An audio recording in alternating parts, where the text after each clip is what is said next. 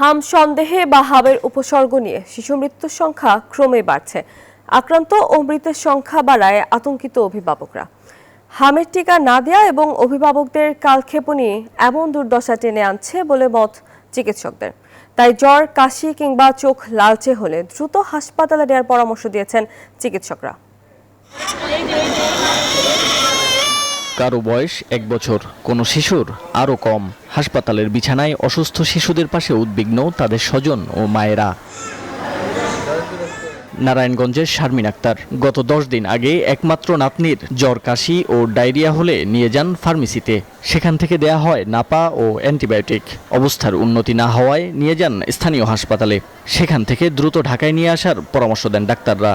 প্রথমে জ্বর হয়েছে, ঠান্ডা কাশি হয়েছিল, পরে আমাকে এলাকায় ফার্মেসিতে লিয়ে গেছি, নিয়ে ডাক্তার দেখাইছি। ডাক্তার অ্যান্টিবায়োটিক, নাফা সিরাপ দিছিল, ডোজ দিছিল, ওষুধ খাওয়াইছি, ডোজ ব্যবহার করাইছি, জ্বর কমে না।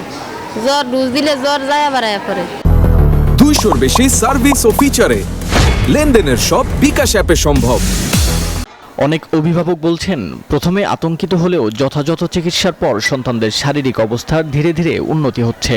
ও এমন সিরিয়াস ছিল যে যেটা আমরা ভীষণ চিন্তিত ছিলাম, কিন্তু এখন গতকালকে থেকে এখন একটু ভালো। একটু হালকা হালকা অ্যাশ উঠছে, বলে এটা মনে হয় অ্যালার্জি। পরে শিশু থেকে আসছি, পরের দিনই অনেক বেশি হয়ে গেছে, পুরো শরীর ছাইয়ে গেছে।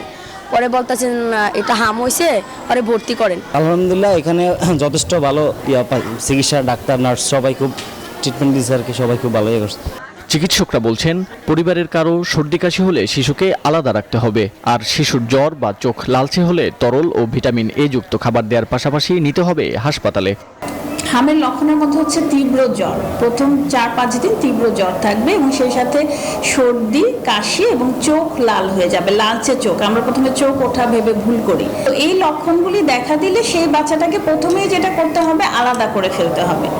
তিনি জানান, অতিরিক্ত দেরি বা অবহেলার ফলে অনেক শিশুর মৃত্যু ঘটছে। তাই হাম সম্পর্কে অভিভাবকদের সচেতনতার বিকল্প নেই। মাহমুদুল হাসান ইমন, নিউজ 24, ঢাকা।